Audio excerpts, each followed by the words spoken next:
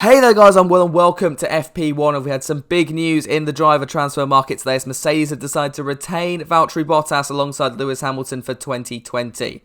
Now, after a poor campaign in 2018, his future was looking unlikely with the Mercedes team, having not won a single race that season and Lewis Hamilton taking his 5th World Championship. But he's come back revitalised, won 2 of the opening 4 races and matched Hamilton in qualifying throughout the entire year.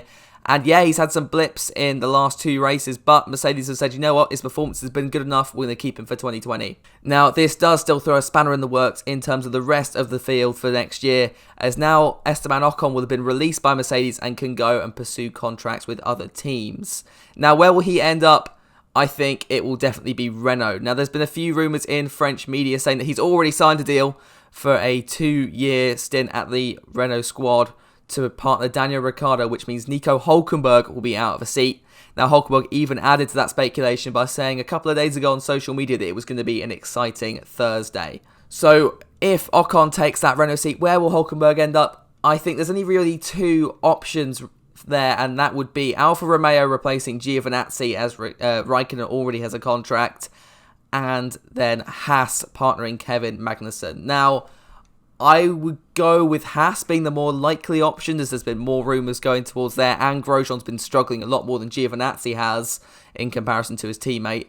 So I'm going to say Hulkenberg and Magnussen at Haas, which is going to be very interesting given their previous relationship over the last couple of years. Now, cast your mind back to, 2017, when Magnussen was replaced at Renault by Hulkenberg. Now, another Renault reject will end up at that Haas team. It's going to be interesting to see how those two get along, as they've had quite a interesting past, shall we say. Now, do I think this is the right decision for Mercedes? On paper, yeah, definitely. I mean, Bottas has done a fantastic job this year. Thinking to the future, I'm not so sure. Let's fast forward a year now, going into 2021. Lewis Hamilton doesn't like these regulations, says, you know what, that's it, I'm retiring. Or he says, you know what, I want to finish my season with my career with Ferrari and jump ship from Mercedes. His contract does end at the end of 2020. Now, can Bottas lead that team? I just don't think so. I don't think...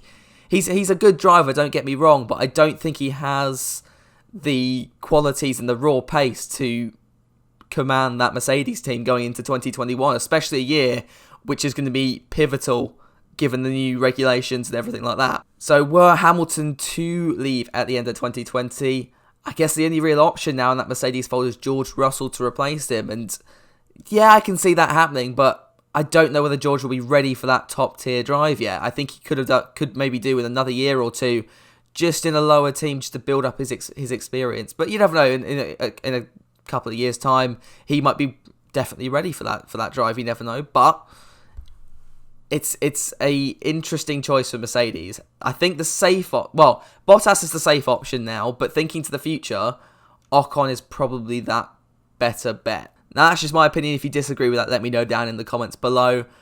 But yeah, it's going to be interesting to see how he would do if Hamilton decided to jump ship. That's an interesting prospect, really. Now, Ocon in a Renault then. Well, it'll do Renault a lot of good, especially for their publicity. They're a French team, and having a French driver would be really good. It also means if Daniel Ricciardo does decide to leave them again at the end of 2020, as his contract will expire, they have got someone that can lead that team, which is going to be, which puts them in a very good position, let's just say that. As for Ocon, I'm sure he would have preferred that Mercedes seat. Well, I mean, who wouldn't? But at least he's got a seat back in Formula 1 now. He's kind of been just sat on the sidelines so far this year, not actually been racing in any other categories, which for me, I think is a bit of a mistake. He's not really had that experience other than the simulator to sort of hone his racing skills. So hopefully when he comes back, it's like he's never left and he's back on the pace. But I'm a little bit worried that it might take him a while just to get back up to speed with a Formula 1 car in a real-life setting. But that is all from me today then. I'm sure we'll get a bit more news regarding Ocon and Hulkenberg's futures in the coming hours,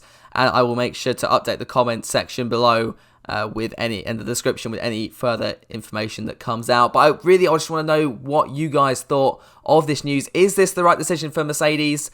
Should they have gone with Ocon, or should they have kept Bottas? Let me know down in the comments below, and of course don't forget to like, comment, and of course subscribe, and I will see you guys in the next one.